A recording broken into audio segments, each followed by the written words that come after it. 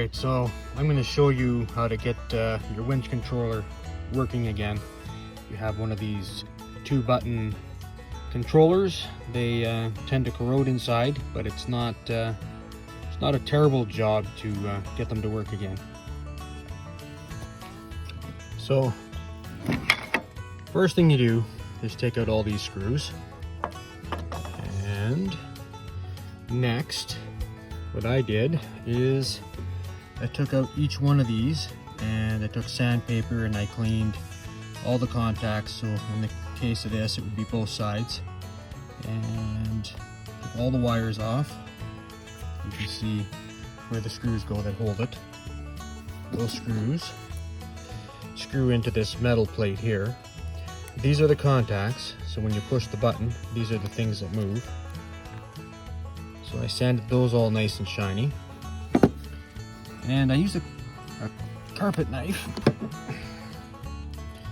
And I reached inside and I scratched those as clean as I could get. And so now I'm going to put this back together.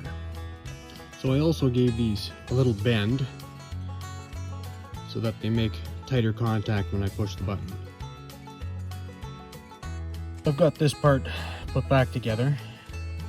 The other thing I did is I took the connections off of the winch and I sanded the copper washers, and I sanded the connector itself, and then I sanded the end of the nut that's on the winch, because I suspected it was really corroded, and it sure was. But check this out. You can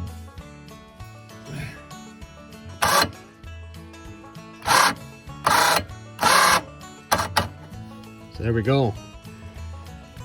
So now I just put this back together, which involves essentially mounting this metal piece into the plastics and then closing up the case. And there's also a strap. So, piece of cake.